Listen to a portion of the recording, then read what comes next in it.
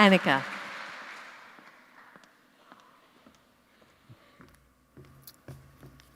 G'day everyone. How lovely is this gentle rain? I'm from way out west where the rain don't fall, so I'm enjoying it.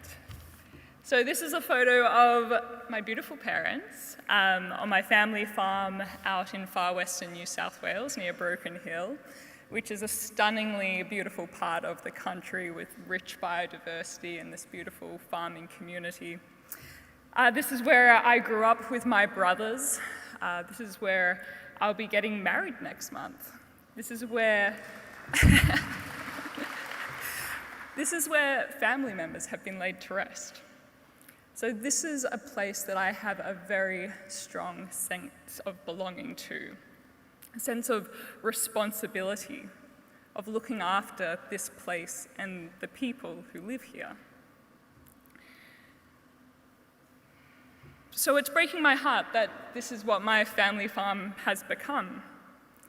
The future that I thought I had is being blown away. And the rate and the scale of the changes that are happening out there are something we can't adapt quick enough to.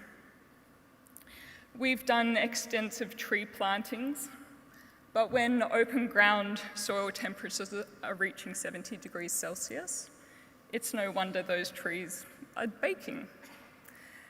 We have African sheep and goats, which are arguably the most hardiest livestock species on the planet, but it's too hot and dry for them anymore, so we've had to sell them because they're no longer dropping lambs, because extreme high temperatures actually make sheep and goats infertile. Season after season, records are being smashed in high temperatures and low rainfalls. And anyone in this room under the age of 40, we have never known a year of global average temperatures or below. So why does this matter to you guys in the audience? Because I'm a food producer who grows the food that ends up on your plate. And my family farm no longer produces food. But I'm not here to seek sympathy. I'm here because I'm frustrated, because it doesn't have to be this way. And agriculture holds a very unique position on the topic of climate change because, yes, we are a part of the problem. We contribute greenhouse gas emissions. We are one of the most vulnerable and exposed industries to the impacts of climate change, and we are a key player in the solutions. And there are so many solutions, ways that we can reduce emissions from our sector, ways that we can capture and store carbon that has been put up in our atmosphere in excess. We know what the accelerators are: policy, capital, behaviour, social change. And we know what benefits will come of this. Benefits to society, benefits to jobs in the economy, benefits to our environment to make it more productive, to make it more resilient to these changing conditions. And if you're interested to learn more about the solutions that agriculture holds, head along to Farmers for Climate Action. Write it down in your book. This is a national movement of farmers who are finding the courage to admit that, yeah, we play a very important role on the topic of climate change. We're feeling the impacts today. We're seeing it when we look out the kitchen window.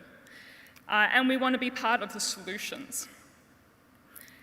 And I think everyone here can actually play a role in this larger story. Time, treasure, and talent. Donate your time to these causes, donate your treasure to these causes.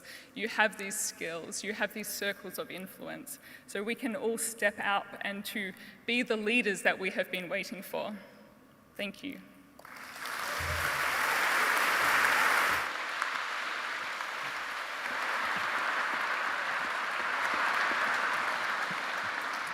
Thank you, Anika. Thank you, everyone, for everything in this session, including Greg's wonderful speech and all your presentations. I've scribbled down a few questions while you were talking. And the first one is sort of to you, Paddy, but open to everyone. Just jump in if you want to add something. Pardon me. The human stories are incredibly powerful. I mean, they more than anything, I think, have the ability to move people towards action. And I just suddenly thought, while you were talking about your book, Body Count, that the organisation Destroying the Joint started keeping a record of all the women who are murdered due to domestic violence. And that's been a very powerful tool in terms of creating greater awareness of domestic violence and its cost to us as a society. Why not, and I can't think of a better name for something about people being killed basically by climate change than another Destroying the Joint. After all, that's basically what's going on. I mean, why don't we make these stories more? I mean, I know you're doing everything you can, but we have been very much a stats, dry facts kind of a movement. Do you think the time has come to move into a more shocking, quite, dramatic, like Destroying the Joint kind of way of going? Well, it's a complicated question because, first of all, like the biggest killer from climate, if it's heat or smoke or whatever, they're silent killers, they're statistical deaths, and often with heat, like the cause of death is not properly written down, it's a heart attack or it's some other reason. So actually putting your finger on the deaths is not easy, scientifically or medically. But I think, someone was saying to me, the way the state ascribes the cause of death is actually one of the fundamental acts of, the state. It's a powerful thing. And I think it's about, just sort of shifting the lens a little bit and going, well, actually that is, that death toll is related to climate. And I'm just trying to sort of start that discussion with the book. But I think you do need to, the problem is it's like Rebecca Huntley saying that, is the alarm just an emergency just turns the people that need to be persuaded about climate change, it turns them off. So I'm kind of stuck on that dilemma. What do the rest of you think? Greg? Look, one of the hats I wear is chair of the ambulance board in New South Wales, and one of the biggest killers is heat waves. So it kills far more people than bushfires, floods.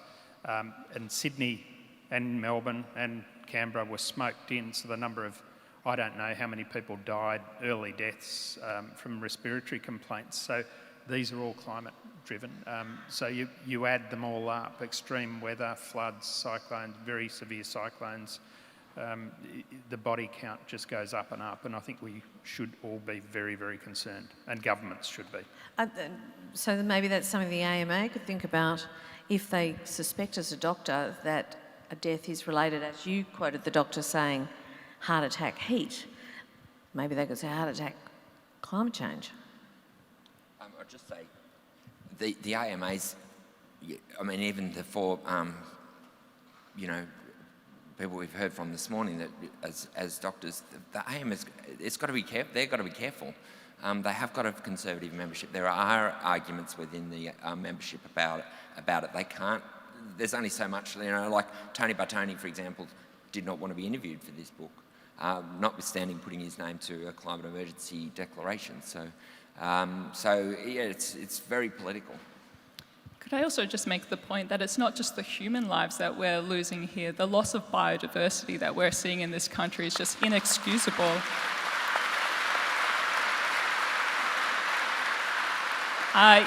In the arid region, we've got this incredible, rich and wondrous biodiversity that have evolved over millennia to survive the harshest of conditions, and we are seeing them disappear from our landscape. On my own family farm, we have these ancient old river red gum trees, 500-year-old trees, and they're dying now. And these are markers on our landscape saying we have not experienced conditions like these for hundreds of years when we see trees like those dying. Michael, you want to... Yeah, Jan, I was just going to make the point from a security perspective, a military perspective, on that idea of attribution, attributing, this event caused that. I think that's been a challenge from a security perspective because traditionally, sort of that hard security, it's like, there's the bad person or the bad country, right? We've got a clearly defined enemy, clear as day, and we shape our whole sort of military-industrial complex around, that particular adversary. whereas climate change is much more different from that. It really gets into the fabric of all our economic, transport, health, everything, environmental, ecological. And so from a security perspective, it's much more difficult. It's ubiquitous, it's ephemeral, it's everywhere, and it's all of us. So very challenging security issue, but just that point about attribution. Thank you all for that. And to the point that came up a little bit, particularly from you, Paddy, why, this still puzzles me, why are the politics around this issue of climate change, which we can all see is happening, I mean the evidence is overwhelming, why so toxic in Australia, not toxic in Europe, not toxic in Britain, even under Boris Johnson, of whom I am no fan, but, you know, why is the barrier the very system that we thought we could trust to look after the very basic things like enough food and, you know, better health for the population? Why is that our barrier? Well, that's what I think about ignorance is, and it's not a criticism of people, it's just that, when AIDS came, we had a massive campaign to warn Led Australians. the world in that. Yeah. When Australia has led the way on tobacco control, you know, plain packaging, you know, the government just has been absent on climate. It has not warned. So you go up to Kinglake and they are still, you know, the people I interviewed in Kinglake, still a sore point about climate. And yet you bloody well hear Bernard Teague on the radio the other day going, oh, we didn't talk about climate change in the Royal Commission because all the scientists were agreed on it, so it seemed like a side issue. Like, what? So that was a moment, that was the worst climate disaster we've had, hundreds and hundreds of people dead, and the government said nothing about it. A royal omission, half the people. So basically, a decade later, they're still divided up in Kinglake about, oh no, it wasn't really climate, it was, nature cleaning up. Like, what? So I think the government has got a major public education job that it should have done that it hasn't done.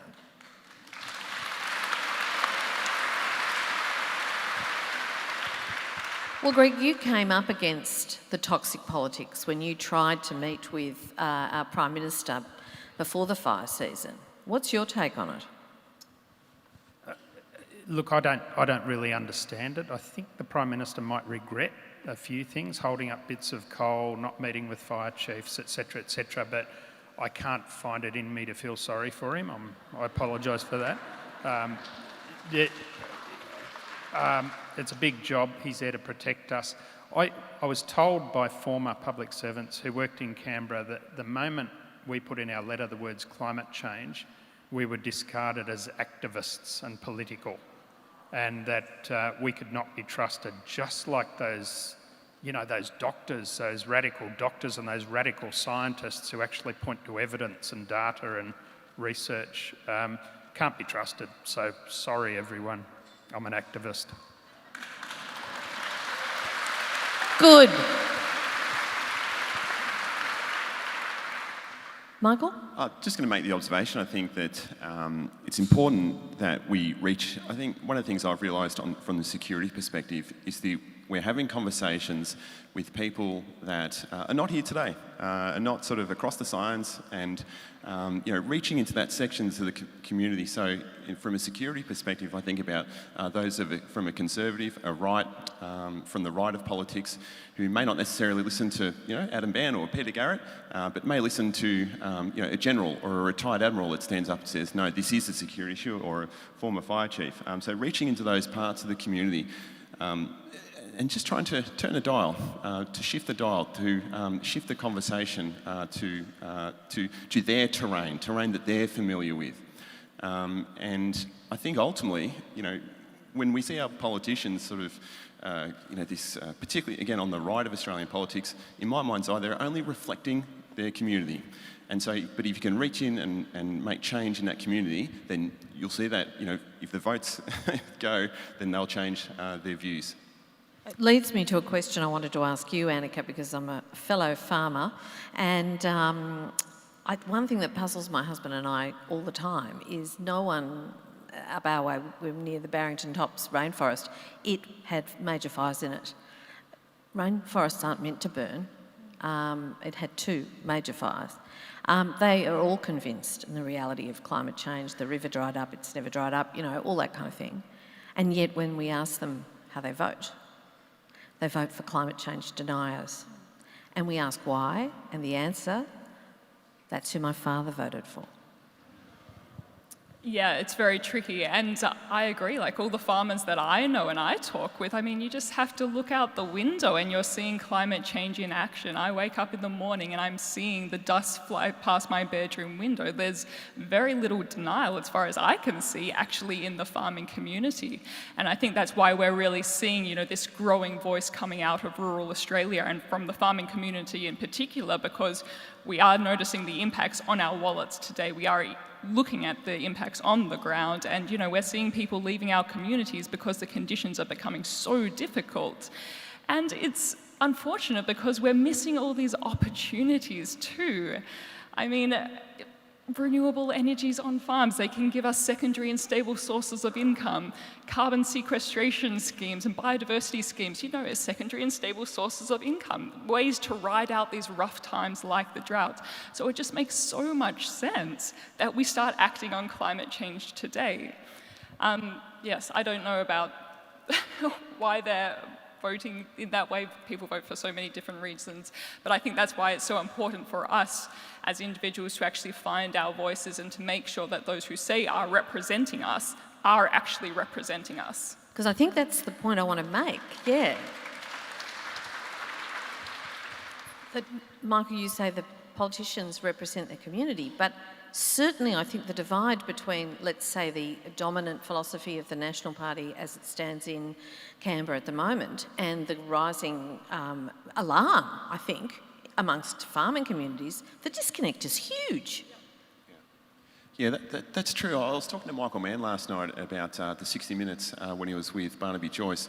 He made the point that there is incremental change, not as fast as we want, but I think the seeds of change within on the Conservative side of politics are there, but obviously, clearly, not fast enough and not large enough. But he made the point that Barnaby Joyce didn't actually refute the science of climate change in that 60 Minutes, session there. So, this is a long way from, if you follow his statements, going back to 2010. So, I'm not saying it's a good thing, but I'm just saying the seeds of that change seem to be, and it's going to be things like this, big events here in Australia that will, when the community are impacted the way they are and the nation is impacted the way they are, blind Freddie can see it. So maybe that'll be the harbinger of political change. And there's something else I've wondered about for a while, and I'd love your take on this. I think it's emblematic, or we see it clearly in the very odd reaction amongst a certain demographic towards Greta Thunberg. The absolute, almost, I can best act it out rather than use a word, that sort of, how dare she, stuff. And it strikes me that there's something else quite subtle going on amongst those who are in denial or resisting.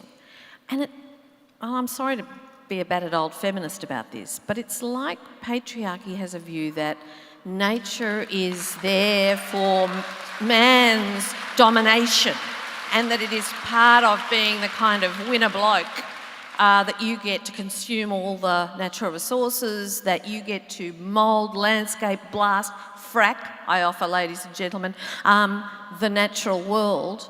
And that by saying, no, we need to nurture, care for, collaborate and be guardians and stewards of this land, not its not its boss, that we are fundamentally causing an existential crisis among a certain kind of masculinity. Your take? Yeah, Naomi Klein writes a lot about that, the extractivist mentality, and this changes everything. And it's great to see. Their worst nightmare, a young schoolgirl, just calling it like it is. So, but I think who cares anyway? Like, who cares about them? They're going to. Well, they run countries. Hey. They run countries. Not for long. Not for long, because they're so old, and with no disrespect intended. They're so few and they're so old. The actual, I always think there's three things in our favour. Basically, they're going to die, the solutions get cheaper, and the planet gets scarier. So those three trends are unstoppable. Yeah, I think it's telling the good stories too. I mean, I look at the farming community, and farmers often have their eyes on the horizon because we need to make sure we've got enough vegetation to fatten the cattle. We need to be carrying enough water to water the crops next season.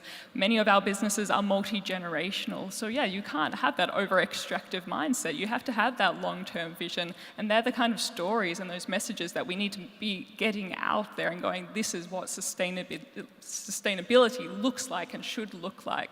And are you seeing farmers up your way changing their practices as a result of that and doing kind of more of the kinds of farming that you had on your slide before?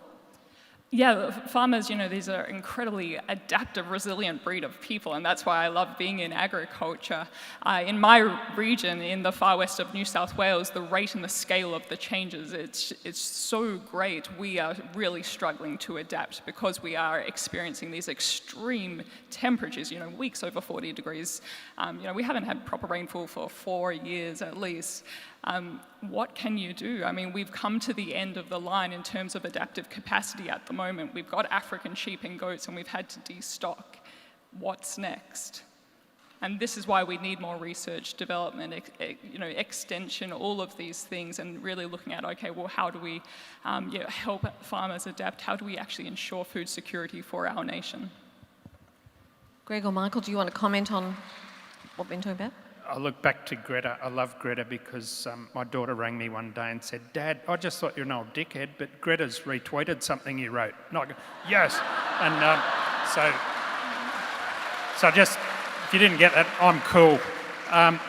But look, it's bullying. It's just bullying. They're bad kids on the school bus. Remember them? They'd sit up the back and they used to blow smoke into my afro and I'd get in trouble. Mum said I was smoking, but It might have been me. They're just the arse. Yeah. No, you were good. The arseholes at school became politicians, some of them. And you've got people like in charge of America, a very stable genius. And it's just, yes, they will die, thank God. But, by natural causes, I hope, and with all due respect. But I do see the shift. So they've got to shout down. Bullies have to shout down anybody who says anything against what they want to happen. Forget the evidence. We don't rely on evidence. And I think it's shifting. The dialogue has changed. And I think it's actually a mistake. One of the things that appalls me about international politics and Australian politics is the politics of hate. They're the enemy, and we have to hate somebody. We have to blame somebody, the Greenies, who won't let us backburn. Wrong term, it's hazard reduction, you idiots. But anyway, the arsonists will tell the clouds to stop sending the arsonist lightning. They're lighting floods now. So, we have to blame someone. We have to be angry. And it's just got to stop. We've got an existential threat, and people on the front line, like farmers, we're sitting here consuming, going, yeah, it's really bad for the poor farmers out there. No, this is fair dinkum. We're all affected by this, and we need our politicians to come together. And look, you've got people like Zali Steggall trying to do that, trying to do bipartisan stuff. And people like me, I can't fall victim to starting to bag people in Canberra who won't listen. It's okay, leave that to me. Yeah, okay. But we've got to start bringing together and get rid of these bullies and just say, I wouldn't put up with bullying in the workplace, so you don't put up with it in politics either. And can I...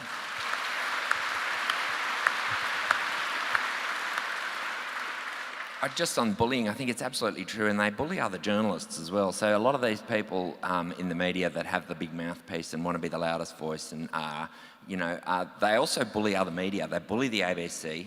And so we're into this false balance thing. We're stuck in it, and if you sound alarmed about climate change, you're an activist, and that applies whether to journalists as well. And and I've kind of got a view that if you tell the truth and the truth is alarming, are you an activist? No.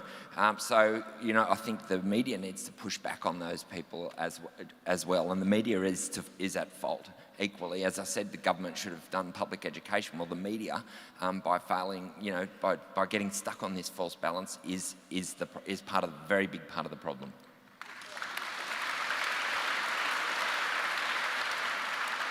We have a question from the floor, and it is, there is no voice for Indigenous people's experience. Now, I think that, to be fair, there were quite a few Indigenous people who speak long and loud about this. You may mean on this particular panel. How do we change this? I think maybe there is a voice for Indigenous people's experience. Maybe people aren't listening to it. Just going to make a point there. There is a voice, and this is where I think, you know, just bringing the, I mentioned the ADF budget of $36 billion. One thing with the Indigenous communities where I'm from and that we work with, one thing they're screaming out for is dollars, is money. They need that. They need budget to make things happen. They need to, you know, develop that capacity to really get some good programs on the ground. In this instance, you know, it might be caring for country. You know, again, pardon my military lingo, but caring for country units around each state or each city or each region, and bringing in those voices so they can actually, but giving them the kit, giving them the equipment, giving the capacity and the capability to actually be part and do that. So I would say, you know, this sort of, to me, lends itself to, we've got a lot of budget out there, we're a wealthy country, let's start allocating that so that we can see more voices in this space.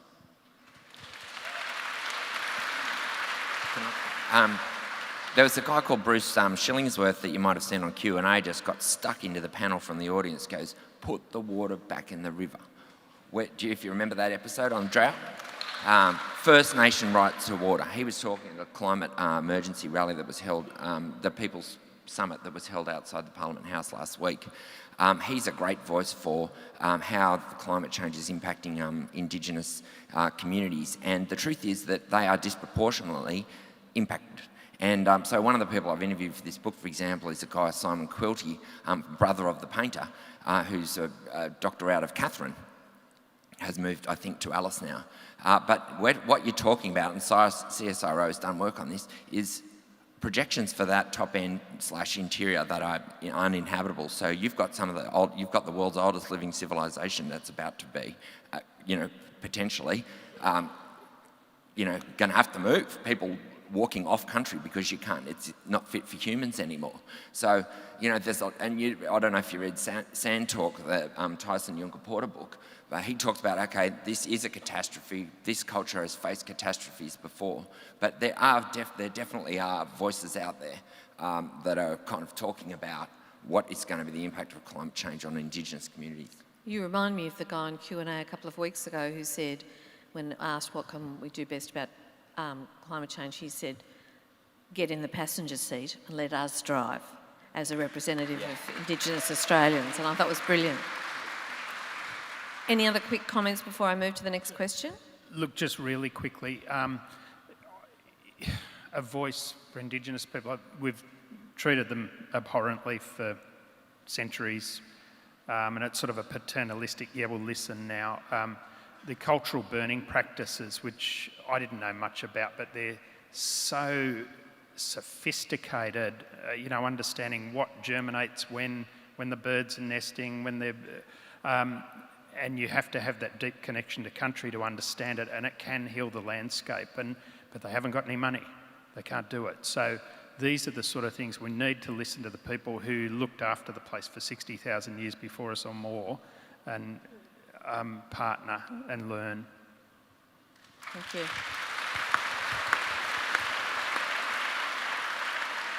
Well, this looks like a question very much aimed at you, Anika. How can government help farmers that have reached limits to adaptation? Well, the first thing that would help me sleep a lot better at night is to stop releasing more greenhouse gases into our atmosphere.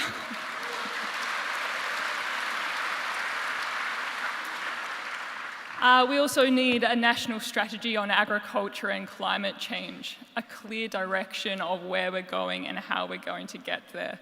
There are so many solutions held in agriculture and how we can reduce emissions from our sector and how we can draw down carbon from the atmosphere. And we need actually, the RD&E, we need the roadmap on how to do it and, bring in those fragmented efforts around the country which are doing great works, but actually make it more effective so we're not wasting the scarce resources.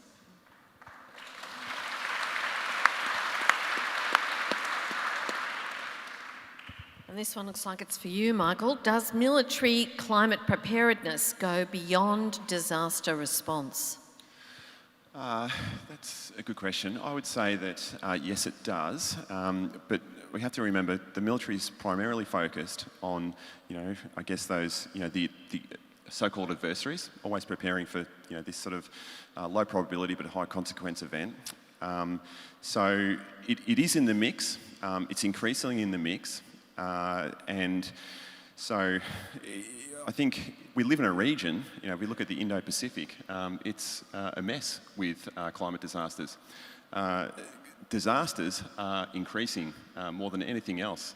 It's incredible what's happening. If you look to the Middle East, for example, certainly the instance in Syria where preceding the Syrian crisis and even the Arab Spring was triggered by, we call it our millennial drought. Well, they had a millennial drought they've been there for 2,000 years and it was the worst in their 2,000-year history. And that was exacerbated by, Australia had, destroyed crops, Pakistan had destroyed crops, Russia stopped exports of wheat and so on, of wheat. So, and that then triggered this huge crisis, mass migration into Europe. So these are the sort of things that the military does prepare for. And yeah, certainly we're in a region, but it's also now here, it's home, it's on our home front as well. So, I'm so glad you said that about the drought in Syria. I said that on the drum or something once and got castigated for days about it. So now I feel vindicated. Thank you very much. Greg, can you give some examples of fire management changes that are necessary?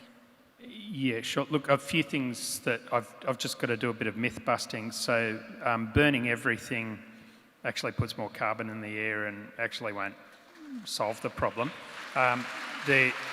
These fires, I've been to fires this summer that burnt over people's lawns, it burnt through areas that have been hazard reduced a year ago, and one fire up near Rapville where the leaves dropping from the burnt trees after the fire had gone through 2 weeks before burnt again. So, and satellite imagery shows that the fires actually sped up over light fuels. So these were weather-driven events, not fuel-driven events, but fuel reduction is part of the mix. We need to bring in that Indigenous knowledge, cultural burning, to try and heal the landscape as we burn and reduce hazards. Fire management, our fire services are excellent, the leadership is excellent, but they can't cope with this enemy. It's an overwhelming enemy, and don't, just look at California, firefighter heaven. I've worked there quite a bit. As many aircraft, fire trucks, people as you want. They lost 18,000 homes and 100 dead in 2018, 9,000 the year before. So globally it's getting worse. We need to look at building standards. Australian Standard 3959, we have to toughen up the homes so they don't burn and they can be refuges. We need community refuges like they're building in Portugal. There's just it's resilience measures.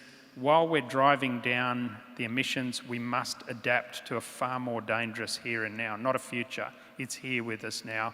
And we do need to use the military in support roles, not firefighting. Every logistics person in the fire service you release can jump on a truck, hopefully, and it's a force multiplier out there. And of course, aircraft, but our Prime Minister didn't know to stop it anyway. You're among friends, Greg. We possibly have time for a quick answer to this final question. Stories from the front line don't affect politicians. Not sure that's true. What else can we do? Vote them out. Yeah, I don't think that's true. There's politicians here that are certainly affected. And, you know, for example, Carol Sparks, the Mayor of Glen Innes, lost a home in the bushfires just now, lost 2 neighbours that she knew. And Andrew Constance seems to be extremely affected. Andrew Constance, the state MP. You know, I just went at one of the climate and health rallies I went to at Parliament House. Helen Haynes, member for Indi, takes in Kinglake, talks about the long-term effects of which she sees in her community. She's a public health expert. She talks about the long-term health effects of Black Saturday. It's still evident on the kids that have grown up without parents, what, you know, they're acting out, or they've got, you know, mental health problems of various kinds. I don't think that's true that the politicians don't care. I just think that there's too many of them trapped and being, you know, like there's only the number of skeptics in that parliament, I reckon, is probably about a quarter at the most. But that's huge, though. Yeah, but it's still only 25%, and yet that, you know, it's just that hard right rump that is, you know, through the Nats, controlling the whole thing. Then again, there's the irony of Tony Abbott out there fighting fires. So, you know, I mean, the irony of that. There is just the irony of Tony Abbott. I think you could stop there. We've got 30 seconds left. Go, Anika. I think there's a lot that we can do. You know, everyone can use their social influence, their consumer influence, their political influence. We know what's causing the problem. We've got the technology and the know-how to do it. It's just a matter of people getting their act together. Greg, last word to you. Ditto. But look, there's a lot of politicians, there's a lot of really good people, there's a rump who are bullies, and we've got to stop them bullying the majority who actually want to get on with it. And this is where we need this bipartisan approach. Thank you so much. Can we please thank this awesome panel for all their expertise, their knowledge, their work, their effort, their truth-telling.